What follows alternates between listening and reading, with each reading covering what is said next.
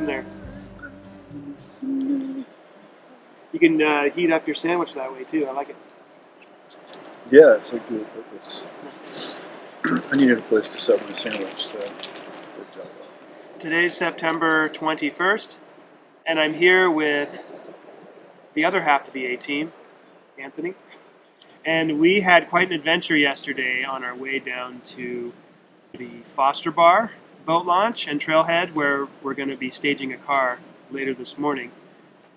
We're setting up to go on the Rogue River Trail, and on our way yesterday we enjoyed a really nice hot spring, actually. Maybe the best sort of lightly developed or undeveloped one that I've ever been to. Umpqua Hot Springs, what do you think about that? Fabulous. Really Yeah. nice. Beautiful setting. Short, easy hike. Not too crowded. Perfect weather too. Yeah, and the pool, the top pool is the warmest one. I thought was just like, that's the ideals for sure. Like, not too hot that you couldn't sit in it for a little while, but like definitely like satisfying, not disappointing. It hit the spot for sure. After Umpqua Hot Springs, we went on a bit of a wild goose chase thanks to Google Maps, which sent us through some private land owned by Weyerhaeuser that they were logging out pretty thoroughly. We passed the private property no trespassing sign without giving it much thought, thinking that we'll be passing through and it's not going to be that big of a deal. Well, we get deep into it only to realize that there's a pile of rocks blocking our exit out that was about to connect us back onto the U.S. National Forest. After we'd driven all the way through, mind you, like an hour. Yeah, to cover like 17 miles in an hour. So with that, we came back the way we came, disappointed, but realizing that that's what needed to be done to get out of there. And sure enough, the gate that we had passed earlier was locked shut. And that's not a good feeling, being locked in to logging country with the threat of being prosecuted for trespassing and all that might bring. So we were setting up to camp when we heard a truck roll down one of the roads nearby, and we were able to gather up our things quickly enough and flag him down. And that guy with his adorable dog, right? That bulldog was so cool. Served as a real guardian angel for us last night, because he couldn't care less if we were trespassing, and he just works there and was happy to open the gate for us and let us free. And now we are about an hour north of the Foster Bar boat launch, planning to meet up with Luke, another hiking buddy, to stage a car and then start from the top at Grave Creek Boat Launch and Trailhead. Hopefully everything goes as planned, and we'll see how we go.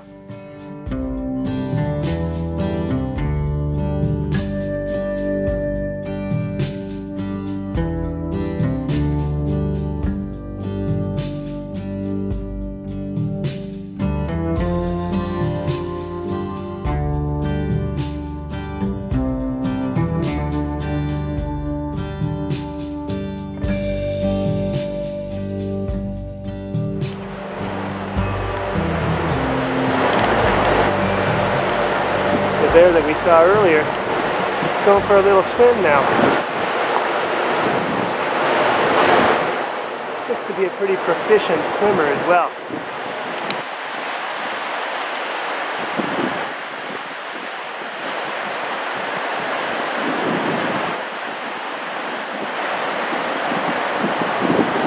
Shake it off.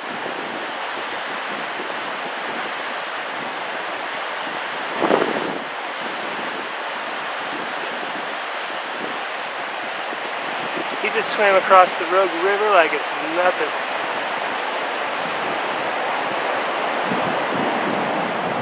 And that's within like the first mile of the trail or less. Right after we got off the trailhead is when we saw this guy doing his thing on the Rogue River here in Oregon near Grave Creek Boat Launch and Trailhead.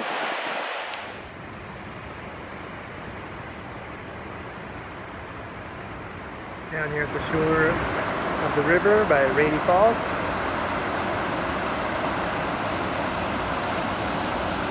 Joined by Luke.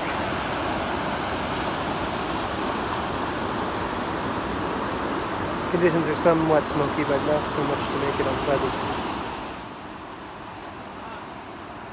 Chilling. How's the hike? So far so good. We saw a black bear up top near the trailhead. Yeah, we saw that one a little bit. Yeah? Luke's going up to get a prime viewing spot for these kayakers that just pulled onto shore to sort of scope things out. Meanwhile, the party with the bigger boats is pulling onto the river and about to give it a whirl down Rainy Falls. Looks like fun. It's a challenge today. Yeah? Is it? Some playful kayakers are going to take the center out here in a minute. Oh, okay. I'll keep an eye out. Have a great trip.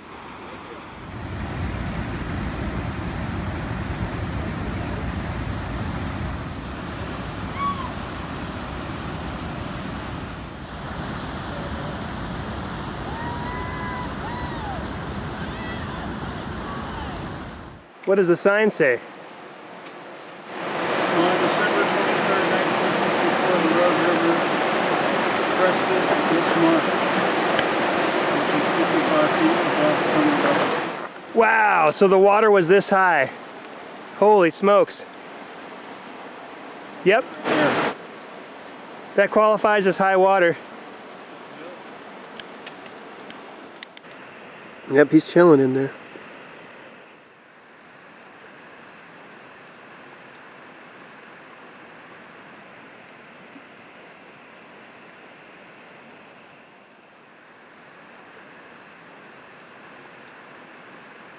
Beautiful spot we got here with some sunset reflecting off of the river here.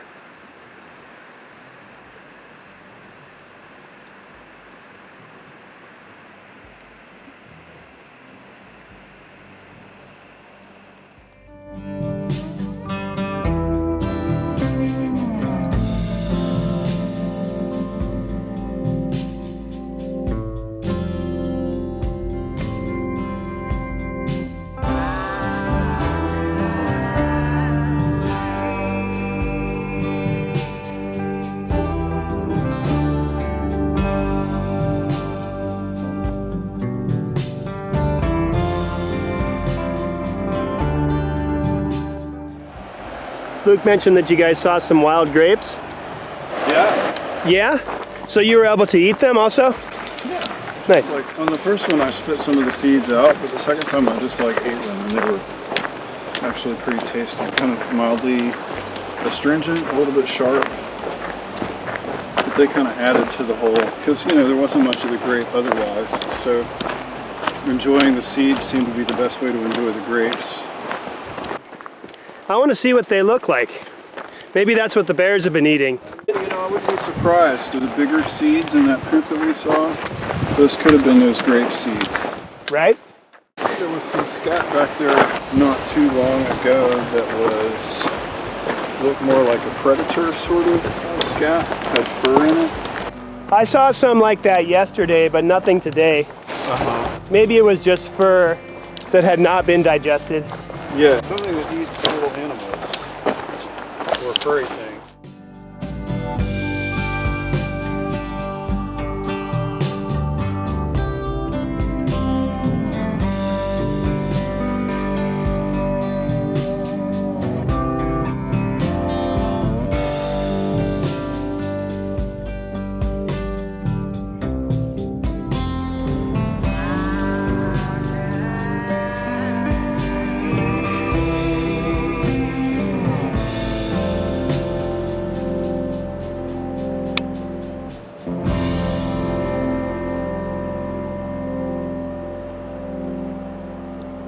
Got some folks floating through the little rapid there right about now.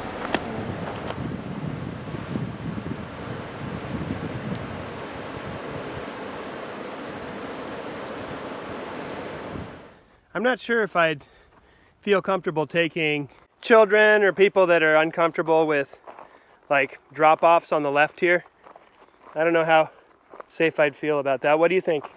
Well, it depends on how wild the child is, you know? Yeah, or the degree of vertigo. These shaggy trees are sure a treat with all the moss and other things kind of growing off the side of them. It gives it kind of a jungle feel, I think. Yeah, each tree is its own ecosystem. Think about all the little things living inside of there, you know? And the fall colors obviously are a nice bonus. Yeah, it's still a lot of green though. This will probably be, you know, more orange in a couple weeks. The madrona trees have been a treat on this particular trail too, in addition to all of the other trees. The oak trees that have such shaggy moss and additional foliage growing off of that. But this is the biggest madrona tree that I've seen so far. And such an interesting snarl of branches too. With that papery bark falling off to expose such smooth texture underneath. We can see where this big old tree has tolerated some fire in the past. The type of healthy, smaller understory fire that helps to keep a forest healthy and leaves the big giant trees like this one still standing. You can see where it's gone through some of that while still maintaining healthy branches up above. Even some of the branches that seem so worn are still supporting life above that, with a sort of inner branch that's still providing nutrients throughout. So an interesting variety of vegetation here to match the river scenery and some of the megafauna. And of course the water birds and lizards that we've seen so far.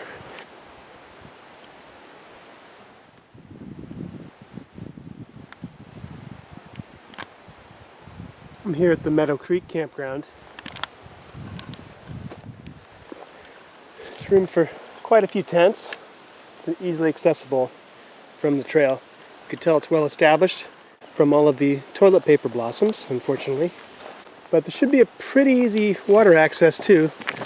The well-built bridge that crosses over Meadow Creek. And hopefully some easy river access too, as it's coming up on swim o'clock here, just before 3:30, and it's probably just warm enough to justify a swim, so we'll see how it goes.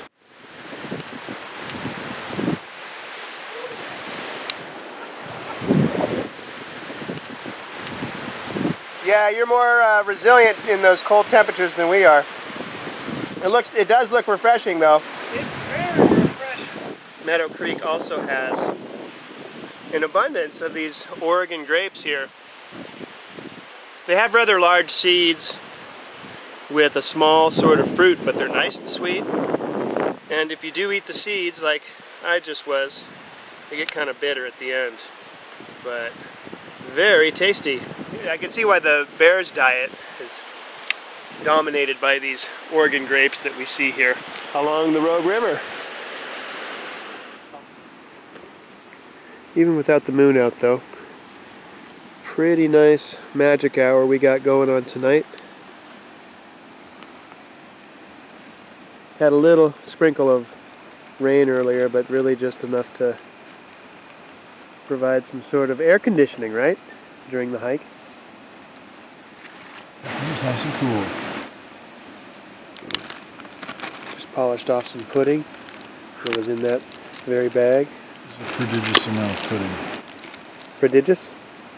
What does prodigious mean? A lot.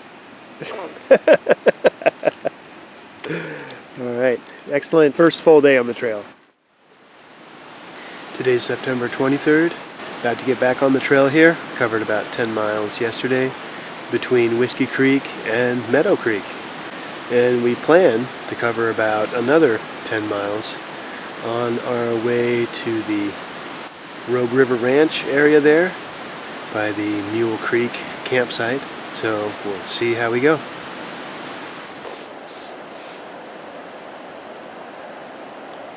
It's definitely a nice blue sky, sunny day today, same as the first day.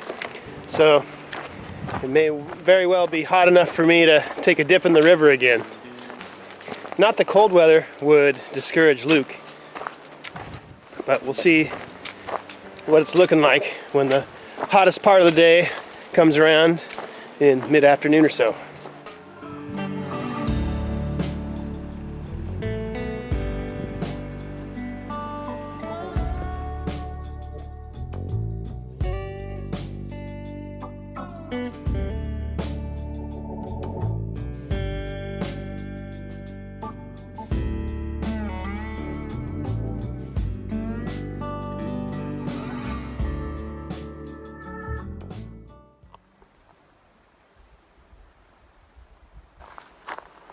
Pretty little guy. Now he's moving, so he's definitely alive and kicking. Really pretty pattern too. We've seen a couple other snakes that kind of have like an orange belly. I haven't seen this snake's belly yet, but another part of the wildlife here on the wild and scenic Rogue River Trail.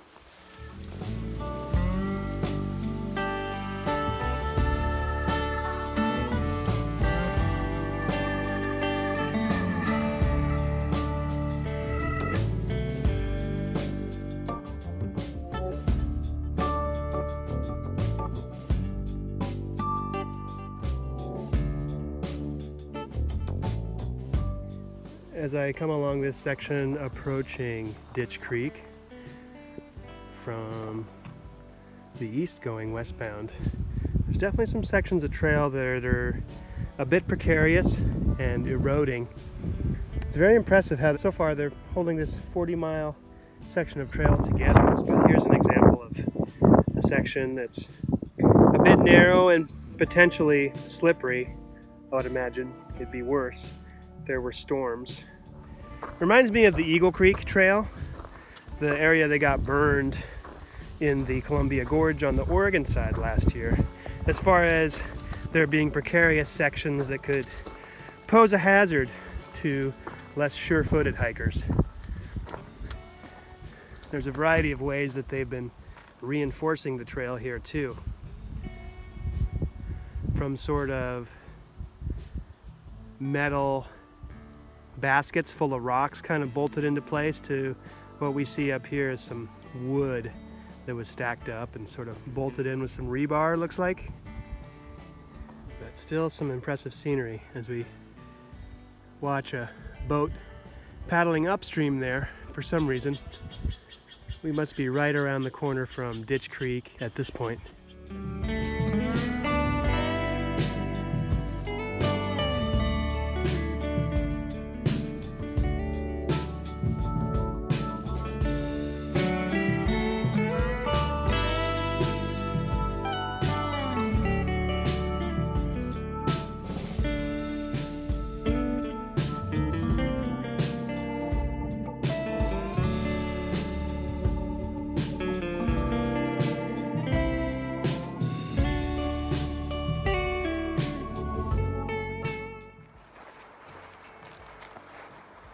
I did follow the path down to Winkle Bar to Zane Gray's cabin here. He's a western sort of frontier rider that did have a home here for some time after purchasing a mining claim from a miner back in the 1920s, with a variety of what looked to be Himalayan blackberries and maybe some other berries involved, along with probably some Oregon grapes. I know we've been enjoying that along the trail so far. It's a National Historic Site. Let's go check it out.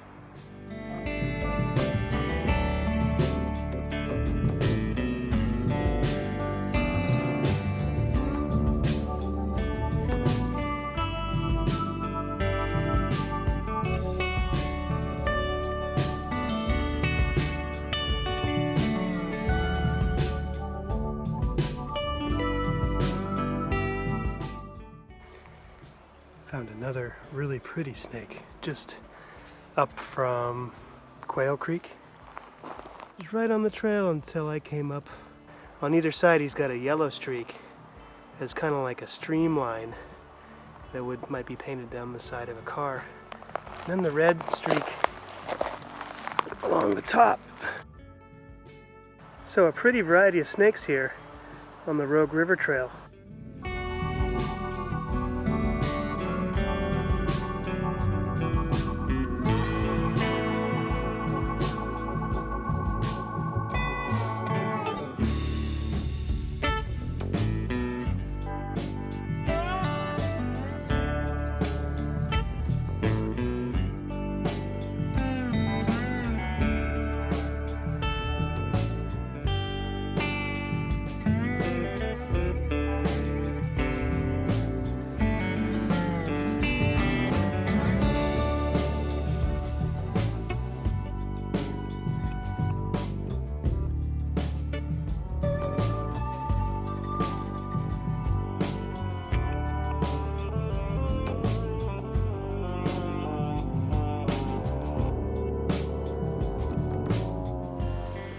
Today's September 24th, 2018.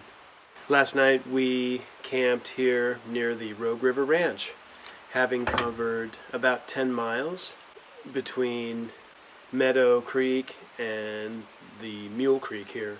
Unfortunately, we were not able to find Luke yesterday. The last time we saw Luke was when he left Meadow Creek campground there in the morning, and we had planned to meet up with him throughout the day as we had on the previous couple days, but we're not sure where he is. Hopefully he's okay, and hopefully we could catch up with him today.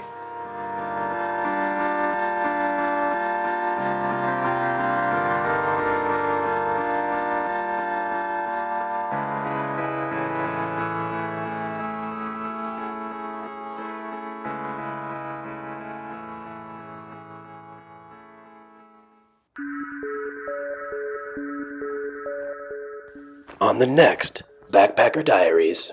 We drove over to the Tucker Flat campground, but no luck with finding Luke. What sound does that make again? Made it to Mariel Trailhead and came up on a good sign.